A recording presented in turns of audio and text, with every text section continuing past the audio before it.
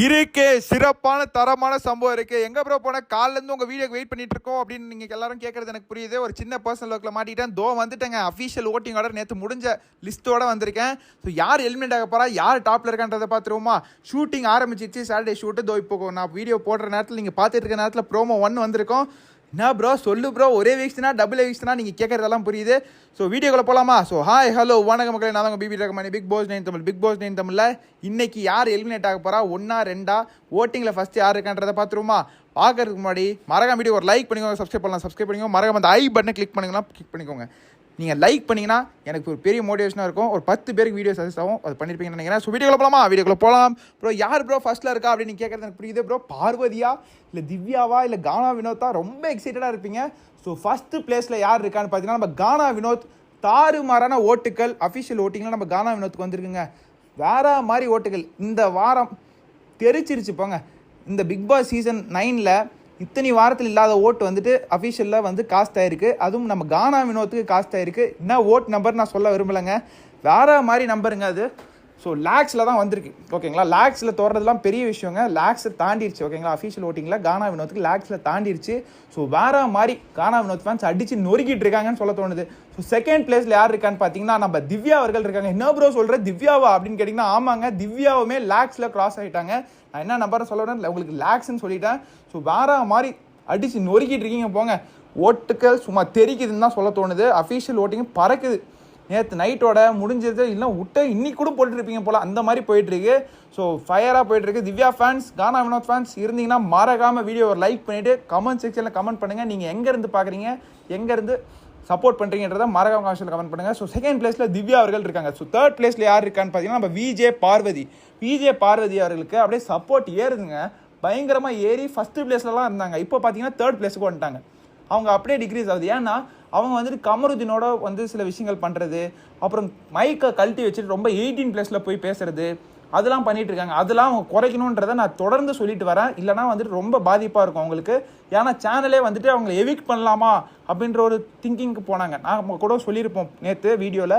Channel வந்து அதை யோசிச்சாங்கன்னு சொல்லி. ஸோ அதுக்கப்புறம் அவங்க தான் கண்டென்ட் கொடுக்குறாங்க அப்படின்னு நினச்சிட்டு ஸோ வேணாம் அவங்களுக்கு ஒரு வார்னிங் மாதிரி கொடுப்போம். நிறைய வார்னிங்ஸ் கொடுத்தாச்சுங்க. விஜே பார்வதிக்கும் சரி கமருதீனுக்கும் சரி நிறைய வார்னிங்ஸ் கொடுத்துட்டாங்க. கொடுத்துமே அவங்க திருப்பி இந்த விஷயத்த பண்ணிட்டு இருக்காங்க.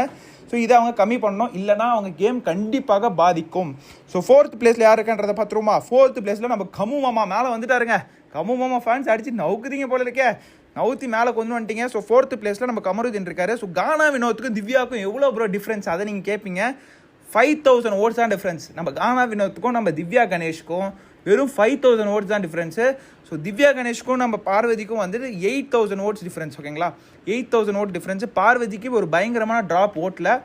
ஸோ இதை நம்மளால் பார்க்க முடியுது. ஸோ ஃபோர்த் பிளேஸில் நம்ம கமு மாமாக்கும் நம்ம பார்வதி அக்காக்கும் 12000 ஓட்ஸ் டிஃப்ரென்ஸ் இருக்குது ஓகேங்களா. கமருதீன் ஃபேன்ஸ் அடித்து கீழே மேலே தூக்கிட்டு வந்துட்டாங்க. பிரஜன் அவர்கள் தான் மேலே இருந்தார் ஃபோர்த் பிளேஸில். இப்போ கமருதீன் அவர்கள் வந்திருக்காரு. ஸோ கமருதீன் ஃபேன்ஸ் மறக்காம வீடியோ லைக் பண்ணிட்டு கீழே கமெண்ட்டில் உங்கள் ஆதரவை சொல்லுங்கள் ஓகேங்களா. ஸோ ஃபிஃப்த்து பிளேஸில் யார் இருக்கான்னு பார்த்தீங்கன்னா நம்ம பிரஜன் அவர்களுக்கு இந்த வாரம் கிராஃப் மேலே தாங்க. வேற மாதிரி ஒரு அதிர்ச்சிகரமான தகவல் என்ன சொல்லணும்னா, பிரஜன் அவர்களுமே லேக் கணக்கில் ஓட்டை கிராஸ் பண்ணியிருக்காரு. நான் ப்ரோ சொல்கிற அப்படின்னு கேட்டிங்கன்னா ஆமாங்க, வேற மாதிரி அவருக்கும் ஓட்டுகள் வந்துட்டுருக்கு. ஸோ பிரஜன் அவர்கள் 5th பிளேஸில் இருக்கார். இந்த வாரம் அவருக்கு வேற மாதிரி கிராஃப் ரைஸ் தான் சொல்ல தோணுது. ஸோ கண்டிப்பாக இதே மாதிரி கேம் ஆடினார்னா ஃபைனல்ஸ் வரைக்கும் வரதுக்கு அதிகப்படியான வாய்ப்புகள் இருக்குது. ஸோ 6th பிளேஸில் யார் இருக்கான்னு பார்த்தீங்கன்னா நம்ம விக்ரம் அவர்கள் இருக்கார். விக்கல்ஸ் விக்ரமுக்கு அப்படியே மாடரேட்டாக போதுங்க. நான் தான் சொன்னேன்ல, ஒரு சைட் ஆஃப் ஃபேமிலி ஆடியன்ஸ் வந்து நம்ம விக்கல்ஸ் விக்ரமை சப்போர்ட் பண்ணுறாங்க, ஆதரிக்கிறாங்கன்னு சொல்லி. அந்த ஓட்டுகள் நம்ம விக்கல்ஸ் விக்ரமுக்கு வந்துட்டே இருக்குது.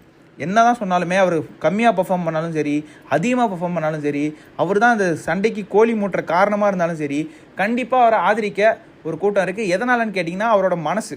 அவர் வந்து ரொம்ப ஜென்டில்மேனாக இருக்கார், நிறைய தப்பான வார்த்தைகள் நிறைய யூஸ் பண்ண மாட்டாரு அப்படின்ற மாதிரி நிறைய மக்கள் சில பேர் நினைக்கிறாங்க. நிறைய கமெண்ட்ஸ் என்னால் பார்க்க முடியுது. ஸோ விக்கல்ஸ் விக்ரம் வந்துட்டு 6th பிளேஸில் இருக்கார். ஸோ 7th பிளேஸில் யார் இருக்கான்னு பார்த்தீங்கன்னா இது தாங்க ஆச்சரியம், அதிர்ச்சியான ஒரு விஷயம். 7th பிளேஸில் நம்ம எஃப்ஜே அவர்கள் இருக்கார். எஃப்ஜே அவர்கள் என்ன ப்ரோ சொல்கிற அப்படின்னு கேட்டிங்கன்னா ஆமாங்க, எஃப்ஜே அவர்களுக்கு ஓட்டுகள் இன்க்ரீஸ் ஆகிருக்கு. எஃப்ஜே அவர்களுக்கும் அது கீழே நம்ம சாண்ட்ரா அவர்கள் இருக்காங்க. எஃப்ஜேக்கும் சாண்ட்ராக்கும் ஈக்குவல் லெவலில் ஓட்டுகள் வந்திருக்கு. அப்போ இவங்க 2 பேரும் எவிக்ட் ஆக மாட்டாங்களா ப்ரோ அப்படின்னு கேட்டிங்கன்னா வாய்ப்பே இல்லைங்க. எனக்கு தெரிஞ்சு இவங்க 2 பேரும் எவிக்ட் ஆக வாய்ப்பு இல்லை.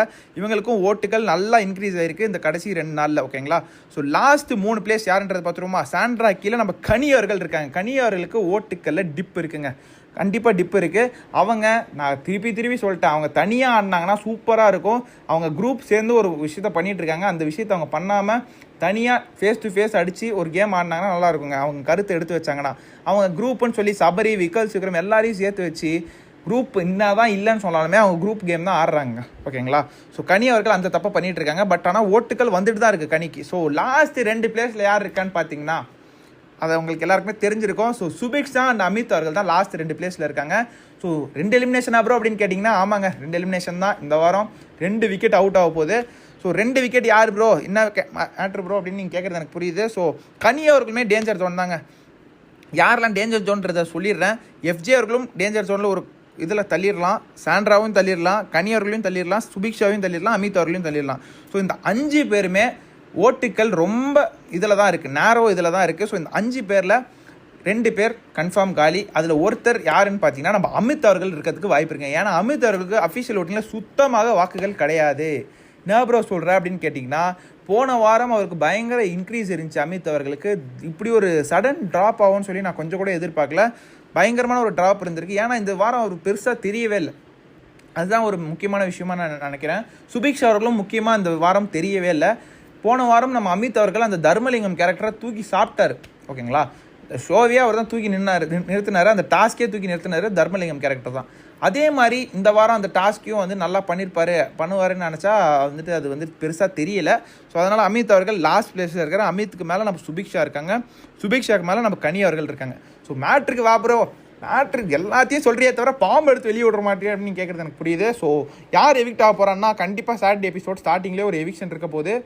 அது என்னன்னு சொல்லி உங்களுக்கு எல்லாருக்கும் நான் அடுத்தடுத்த வீடியோவில் சொல்கிறேன். இப்போ வந்துட்டு கண்டிப்பாக சாட்டர்டே எபிசோடில் அமித் அவர்கள் எவிக்ட் ஆகிறதுக்கு அதிகப்படியான வாய்ப்பு இருக்குது. ஏன்னா ஷூட்டிங் போயிட்டுருக்கு. ஓகேங்களா? ஷூட்டிங் ஒரு 3:30 தான் முடியும். ஸோ இந்த வீடியோ பார்த்துட்டு இருக்க நேரத்தில் நீங்கள் வந்துட்டு ப்ரோமோ 1 பார்த்துருப்பீங்க. ஓகேங்களா? கண்டிப்பாக ப்ரோமோ 1 பார்த்துருப்பீங்க.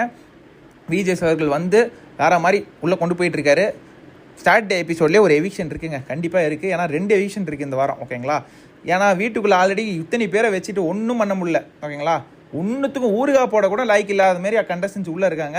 ஸோ கண்டிப்பாக 2 வெளியே எடுத்தால் தான் கண்டிப்பாக நம்ம 106வது நாளில் போயிட்டு ஒரு 5 பேரை வச்சு ஃபைனல்ஸில் நிற்க வச்சு ஒரு ஆளுக்கு கப்பு கொடுக்க முடியும்.